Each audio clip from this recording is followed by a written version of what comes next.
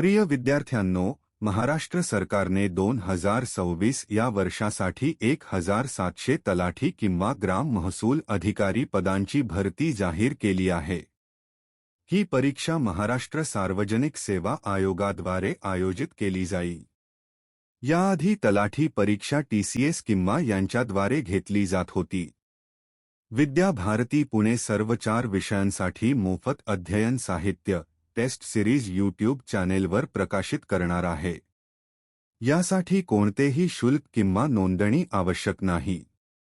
साहित्य ऑनलाईन 24 तास उपलब्ध राहील, त्यामुळे तुम्ही तुमच्या सोयीप्रमाणे अभ्यास, ऐकणे आणि पुनरावलोकन करू शकता।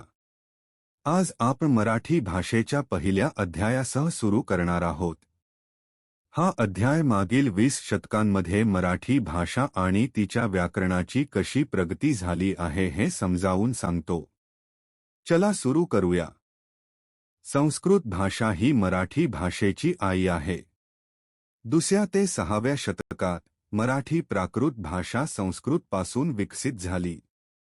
संस्कृत भाषेपासून विकसित झालेल्या प्राकृत भाषांपैकी महाराष्ट्री प्राकृत ही सर्वात समृद्ध आणि प्रभावशाली भाषा मानली जाते। पुढे जाऊन याच्यापासून मराठी भाषेचा विकास झाला। त्यामुळे महाराष्ट्री प्राकृतला मराठी भाषेची जननी असेही म्हटले जाते। 8व्या ते 10व्या शतकात महाराष्ट्री प्राकृत भाषा मराठीत रूपांतरित होऊ लागली। चला आपण 8व्या शतकापासून मराठी भाषेच्या उत्क्रांतीचा अभ्यास करूया।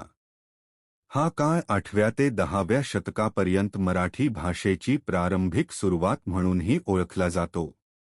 या काळात मराठी भाषेने मराठी प्राकृत भाषेपासून वेगळी होण्यास सुरुवात केली।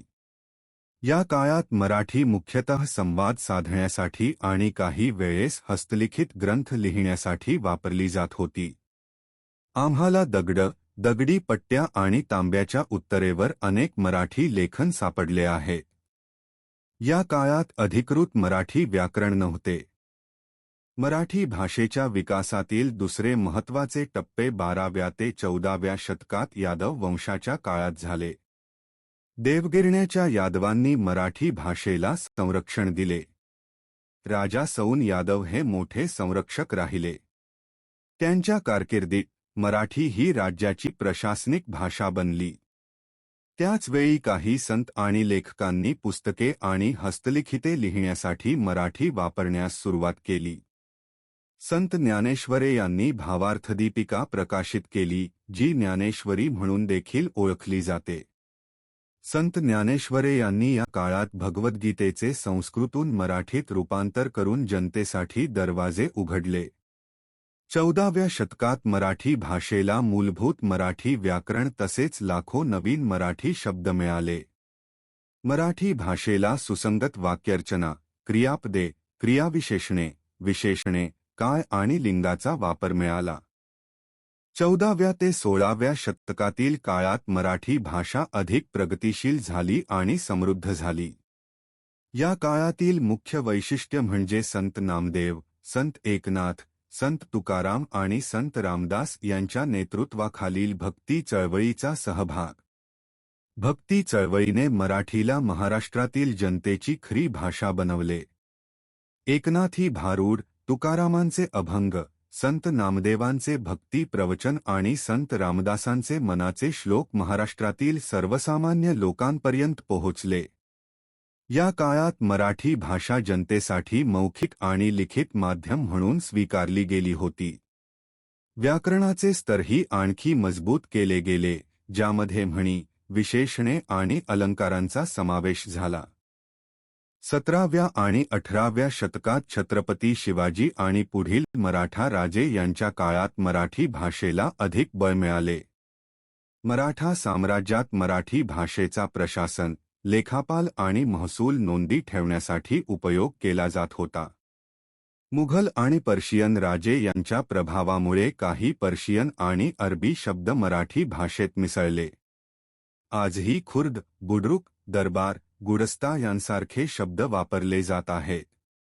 हे मराठ्यांचा मुघल आणि पर्शियन राजांशी संपर्कामुळे झाले। जरी मराठीला मराठा राज्याच्या काळात बळकटी मिळाली, तरीही प्रशासनिक कामकाजात बहुसंख्य कागदपत्रे मराठीऐवजी मोदी लिपीत लिहिली जात होती, विशेषतः प्रशासनात.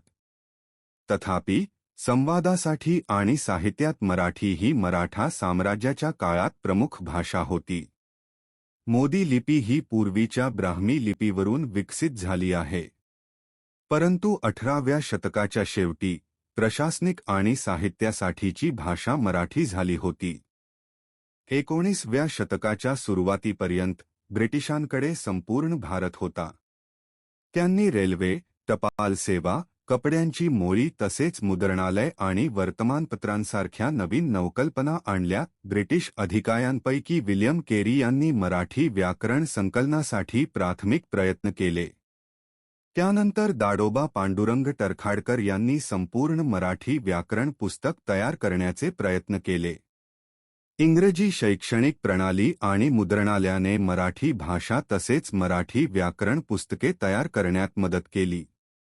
दादोबा पांडुरंग टरखेडकर यांनी मराठी व्याकरणावर पहिले सविस्तर पुस्तक लिहिले.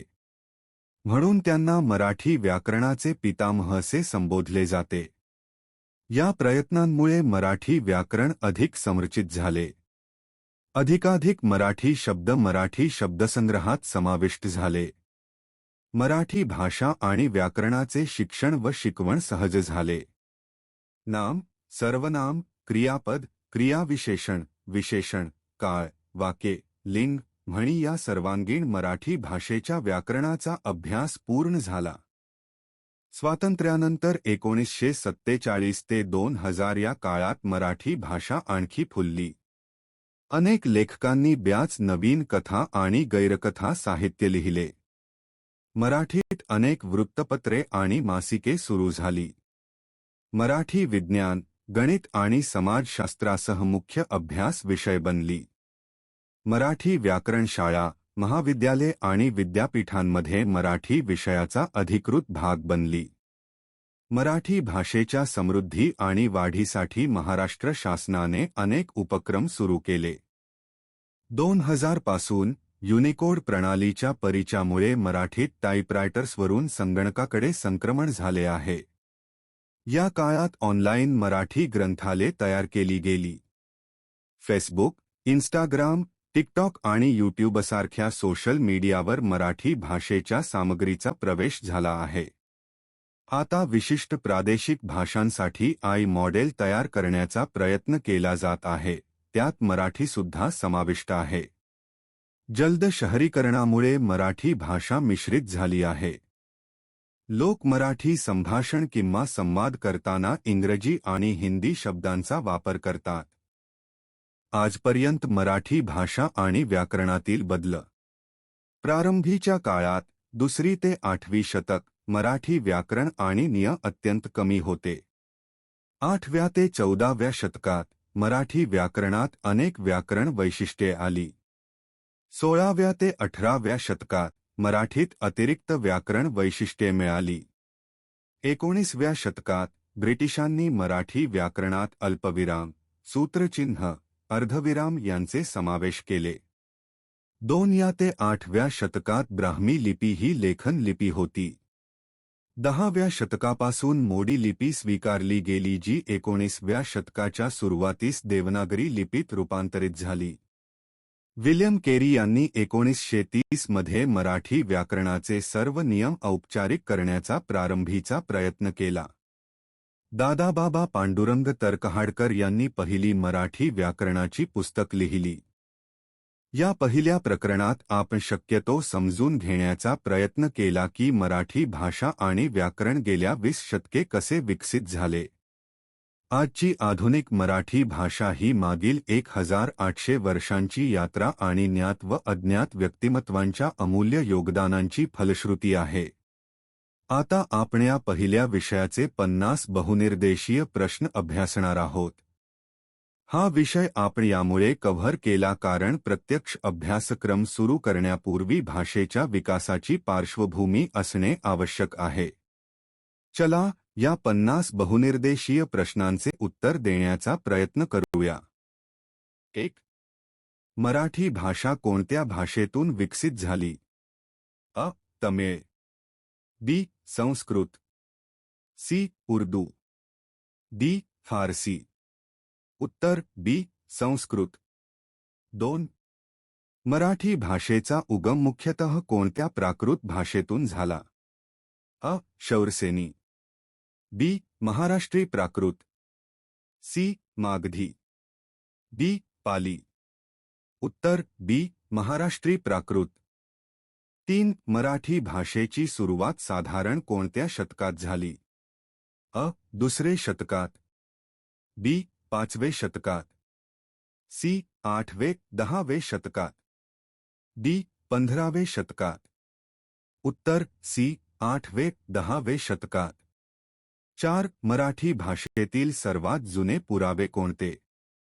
अ. वृत्तपत्रे, बी. चित्रपट, सी. ताम्रपट व शिलालेख, डी. कादंब्या. उत्तर सी. ताम्रपट व शिलालेख. 5. मराठीला राजाश्रय कोणत्या राजवंशाने दिला? अ. मौर्य, बी. यादव, सी. गुप्त, डी. सातवाहन. उत्तर बी. यादव. 6. भावार्थदीपिका या ग्रंथाचे लेखक कोण? अ. संत तुकाराम, बी. संत नामदेव, सी. संत ज्ञानेश्वर, डी. समर्थ रामदास. उत्तर सी. संत ज्ञानेश्वर. 7. ज्ञानेश्वरी या ग्रंथामुळे काय घडले? अ. इंग्रजीचा प्रसार, बी. मराठी व्याकरणाचे प्रमाणीकरण, सी. हिंदीचा विकास, डी. उर्दूचा प्रसार. उत्तर बी. मराठी व्याकरणाचे प्रमाणीकरण. 8. भक्ती चळवळीमुळे मराठी भाषेत काय झाले? अ. भाषा कठीण झाली, बी. भाषा सामान्य लोकांपर्यंत पोहोचली, सी. भाषा नष्ट झाली, डी. फारसीचा प्रभाव वाढला. उत्तर बी. भाषा सामान्य लोकांपर्यंत पोहोचली. 9. अभंगरचनांसाठी प्रसिद्ध संत कोण? अ. संत तुकाराम, बी. संत ज्ञानेश्वर, सी. संत एकनाथ, डी. समर्थ रामदास. उत्तर अ. संत तुकाराम. 10. मराठी भाषेच्या प्रशासनातील वापराला चालना कोणी दिली? अ. अकबर, बी. शिवाजी महाराज, सी. अशोक, डी. बाजीराव. उत्तर बी. शिवाजी महाराज. 8. भक्ती चळवळीमुळे मराठी भाषेत काय झाले? अ. भाषा कठीण झाली, बी. भाषा सामान्य लोकांपर्यंत पोहोचली, सी. भाषा नष्ट झाली, डी. फारसीचा प्रभाव वाढला. उत्तर बी. भाषा सामान्य लोकांपर्यंत पोहोचली. 11. मराठा काळात कोणती लिपी प्रशासनात वापरली जात होती? अ. रोमन, बी. मोडी, सी. गुरुमुखी, डी. ब्राह्मी. उत्तर बी. मोडी. 12. साहित्य लेखनासाठी मुख्यतः कोणती लिपी वापरली जात होती? अ. Devanagari, B. Modi, C. Roman, D. Farsi. उत्तर अ. देवनागरी. 13. मराठी भाषेत फारसी शब्दांचा प्रभाव कोणत्या काळात वाढला? अ. यादव काळ, बी. मराठा काळ, सी. ब्रिटिश काळ, डी. आधुनिक काळ. उत्तर बी. मराठा काळ. 14. दरबार हा शब्द कोणत्या भाषेतून आला? अ. संस्कृत, बी. फारसी, सी. इंग्रजी, डी. हिंदी. उत्तर बी. फारसी. उत्तर अ. देवनागरी. 15. मराठी व्याकरणाचे जनक कोण मानले जातात? अ. लोकमान्य टिळक, बी. विष्णुशास्त्री चिपळूणकर, सी. दादोबा पांडुरंग तरखडकर, डी. महात्मा फुले. उत्तर सी. दादोबा पांडुरंग तरखडकर. 16. दादोबा पांडुरंग तरखडकर यांनी कोणत्या क्षेत्रात मोठे योगदान दिले? अ.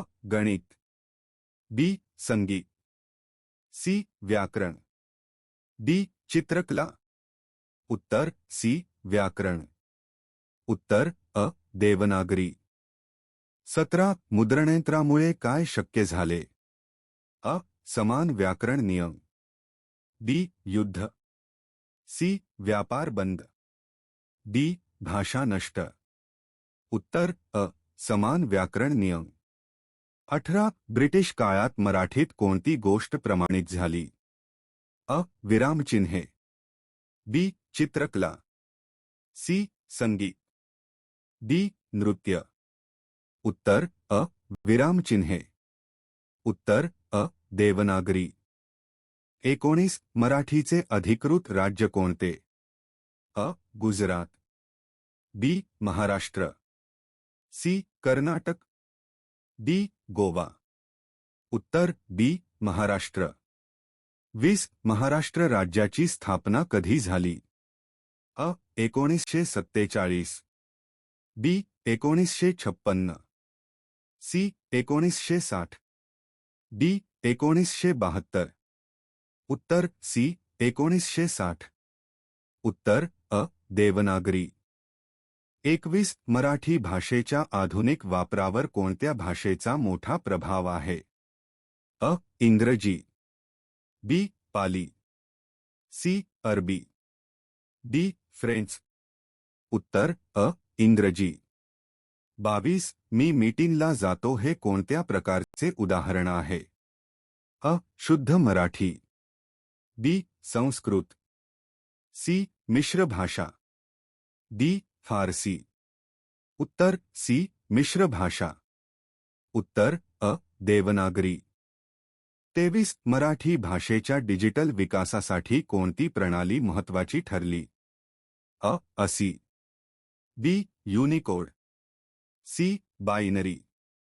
D DOS. उत्तर बी युनिकोड. 24 मराठीतील म्हणी आणि वाक्प्रचारांचा विकास मुख्यतः कोणत्या काळात झाला? अ भक्ती काळ. बी ब्रिटिश काळ. सी आधुनिक काळ. डी संगणक युग. उत्तर अ भक्ती काळ. उत्तर अ देवनागरी. 25 मराठी व्याकरणातील काळ म्हणजे काय? अ रंग. बी वेळ. सी संख्या.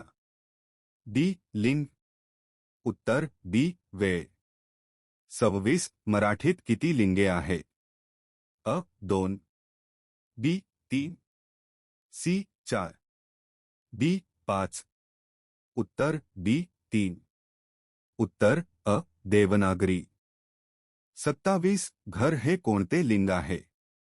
अ पुल्लिंग. बी स्त्रीलिंग. सी नपुंसकलिंग. डी कोणतेही नाही. उत्तर सी नपुंसकलिंग. 28 मराठीतील प्रमाण भाषा कोणत्या लिपीत लिहिली जाते? अ Modi. B Devanagari. C Roman. D Farsi. उत्तर बी देवनागरी. उत्तर अ देवनागरी. 29 संत एकनाथ यांचे योगदान काय? अ भाषा सोपी केली. बी इंग्रजीचा प्रसार. सी फारसीचा वापर. डी मोडी बंद केली. उत्तर अ भाषा सोपी केली. 30 मराठीतील आधुनिक व्याकरण शिक्षण कुठे दिले जाते? अ फक्त मंदिरात. बी शाळा व विद्यापीठात. सी बाजारात. डी न्यायालयात. उत्तर बी शाळा व विद्यापीठात. उत्तर अ देवनागरी. 31 मराठी भाषा कोणत्या भाषा कुटुंबातील आहे? अ इंडो आर्यन. बी ग्रीक रोमन. सी तिबेटी मंडारिन. D French. उत्तर अ इंडो आर्यन. 32 मोडी लिपी वापर कशासाठी होत असे? मराठा साम्राज्यात. अ युद्ध. बी कीर्तन. सी प्रशासन. डी बोली. उत्तर सी प्रशासन. उत्तर अ देवनागरी. ज्ञानेश्वरी कोणत्या ग्रंथावर आधारित आहे? अ रामायण. बी भगवद्गीता. सी. लीला चरित्र. एकनाथी भरूड. उत्तर बी. भगवद्गीता. मराठीतील शुद्धलेखन नियम कोणत्या काळात ठरले? अ. ब्रिटिश काळ. बी. मुघल युग. सी. यादव युग. डी. शक युग. उत्तर अ. ब्रिटिश काळ. उत्तर अ. देवनागरी. 35. मराठीतील पहिल्या व्याकरण ग्रंथाचे लेखक कोण? अ. Dadoba Pandurang. B. N. C. Phadke. C. P. L. Deshpande. D. Wren Martin. उत्तर अ. दादोबा पांडुरंग. संत तुकाराम कोणत्या रचनांसाठी प्रसिद्ध आहे? अ. भारूड. बी. अभंग. सी. श्लोक. डी. लोकगीत. उत्तर बी. अभंग. उत्तर अ. देवनागरी. 36. मराठी भाषेतील फारसी प्रभावचे उदाहरण द्या. अ. प्रेम. बी. दरबार. सी. आस. डी. शाळा. उत्तर बी. दरबार. मराठीचे प्रमाणीकरण कशामुळे झाले? अ. मुद्रणयंत्रामुळे. बी. छायाचित्रकला. सी. हस्तलेखन. डी. तक्ता. उत्तर अ. मुद्रणयंत्रामुळे. उत्तर अ. देवनागरी. 39. देवनागरी लिपी कोणत्या भाषेसाठी वापरली जाते? अ. कन्नड. बी. बंगाली. सी. उर्दू. डी. मराठी. उत्तर मराठी. युनिकोडमुळे काय शक्य झाले? अ. लोकसंगीत. बी. भांडी बनवणे. सी. संगणकीय लेखन. डी. नाटक. उत्तर सी. संगणकीय लेखन. उत्तर अ. देवनागरी. 41. मराठी व्याकरणातील विभक्ती म्हणजे काय? अ. नामाचे रूप. बी. क्रियापद. सी. विशेषण. डी. क्रियाविशेषण. उत्तर अ. नामाचे रूप. मराठीतील तो कोणत्या प्रकारचे शब्द आहे? अ. नामाचे रूप. बी. सर्वनाम. सी. विशेषण. डी. क्रियाविशेषण. उत्तर बी. सर्वनाम. उत्तर अ. देवनागरी. 43. राम हा कोणत्या प्रकारचा शब्द आहे? अ. क्रियापद. बी. विशेषण. सी. नाम. डी. अव्यय. उत्तर सी. नाम. सुंदर फूलमध्ये सुंदर हा कोणता शब्द प्रकार आहे? अ. क्रियापद. बी. विशेषण. सी. नाम. डी. अव्यय. उत्तर बी. विशेषण. उत्तर अ. देवनागरी. 44. मी पुस्तक वाचतो या वाक्यातील क्रियापद ओळखा. अ. मी. बी. पुस्तक. सी. वाचतो. डी. या. उत्तर सी. वाचतो. 45. सूर्य उदय सूर्योदय हे कोणत्या व्याकरण घटकाचे उदाहरण आहे? अ. समास. बी. संधी. सी. अलंकार. डी. विभक्ती. उत्तर बी. संधी. उत्तर अ. देवनागरी. 46. संत एकनाथ यांनी कोणता प्रसिद्ध ग्रंथ लिहिला? अ. एकनाथी भागवत. बी. दासबोध. सी. ज्ञानेश्वरी. डी. गीतारहस्य. उत्तर अ. एकनाथी भागवत. 47. दासबोध हा ग्रंथ कोणी लिहिला? अ. संत तुकाराम. बी. संत ज्ञानेश्वर. सी. समर्थ रामदास. डी. संत नामदेव. उत्तर सी. समर्थ रामदास. 48. मराठी भाषेचा उगम मुख्यतः कोणत्या भाषेतून झाला? अ. पाली. बी. संस्कृत. सी. तमिळ. डी. उर्दू. उत्तर बी. संस्कृत. 49. मराठी भाषेचा राजाश्रय कोणत्या राजवंशाने दिला? अ. मौर्य. बी. यादव. सी. गुप्त. डी. मुघल. उत्तर बी. यादव. 50. खालील कोणत्या पर्यायात बहुव्रीही समास आहे? अ. राजपुत्र. बी. नीलकमल. सी. दशानन. डी. ग्रामसेवक. उत्तर सी. दशानन. 51. ज्याच्या मनात दया नाही तो मनुष्य नव्हे या वाक्यातील ज्याच्या हे कोणते सर्वनाम आहे? अ. पुरुषवाचक सर्वनाम. बी. दर्शक सर्वनाम. सी. संबंधी सर्वनाम. डी. प्रश्नार्थक सर्वनाम. उत्तर सी. संबंधी सर्वनाम. सारांश. मराठी भाषा संस्कृत, महाराष्ट्रीय प्राकृत आणि अपभ्रंश भाषा यांच्यापासून 8व्या ते 10व्या शतकादरम्यान उद्भवली. प्रारंभीच्या काळात मराठी प्रामुख्याने शिलालिपी, तांब्याच्या पत्रकांमधून व धार्मिक लेखनात वापरली जात होती. सयुना यादव वंशाच्या राज्यकाळात प्रशासन आणि साहित्यासाठी मराठी महत्त्वाची भाषा बनली. या काळातील व्याकरण साधे होते व संस्कृत शब्दसंपदा व वाक्यरचना यांचे प्रभाव जाणवून येत होते.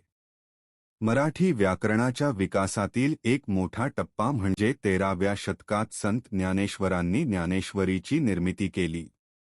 या कृतीने मराठी व्याकरणाचा दिशा ठरवण्यात मदत केली व सामान्य लोकांनाही ही भाषा समजण्यास सोपी केली. नंतर संत नामदेव, संत एकनाथ, संत तुकाराम आणि समर्थ रामदास यांसारख्या संतांनी भक्ती साहित्य, अभंग आणि गद्य लिखाणांच्या माध्यमातून मराठीचा अधिक समृद्ध केला. त्यांच्या योगदानामुळे व्याकरण सोपे झाले व इडियम्स, म्हणी आणि बोलचाल वाक्यप्रचारांचा वापर वाढला. छत्रपती शिवाजी महाराजांच्या राज्यकाळात मराठी ही एक महत्त्वाची प्रशासकीय भाषा झाली. अधिकृत नोंदींसाठी मोडी लिपीचा मोठ्या प्रमाणावर वापर केला जात होता, तर साहित्यासाठी देवनागरी लिपी वापरण्यात येत असे. ब्रिटिश काळात छापा यंत्र आणि आधुनिक शिक्षणामुळे मराठी व्याकरण अधिक सुसंगत झाले. मराठी व्याकरणाचे जनक म्हणून ओळखले जाणारे दादोबा पांडुरंग टरखडकर यांनी वैज्ञानिक व्याकरण पुस्तके लिहिली आणि शब्दलेखन, विरामचिन्हे, वाक्यरचना, काळ व लिंग यासंबंधी नियम मानक केले. 1960 मध्ये महाराष्ट्राच्या निर्मितीनंतर मराठी व्याकरण शाळा आणि विद्यापीठीन शिक्षणाचा एक महत्त्वाचा भाग बनले. आधुनिक डिजिटल युगात मराठीने संगणक, युनिकोड टायपिंग, सोशल मीडिया आणि कृत्रिम बुद्धिमत्ता साधनांना अनुकूल केले. इंग्रजी शब्द आणि मिश्रभाषिक अभिव्यक्ती आता बोलताना मराठीमध्ये सामान्यपणे वापरल्या जात आहेत, तरीही औपचारिक व्याकरण शिक्षण, साहित्यात आणि सरकारी संवादामध्ये मजबूत आहे. अशा प्रकारे मराठी व्याकरण प्राचीन तोंडी परंपरांपासून आधुनिक काळापर्यंत विकसित झाले आहे.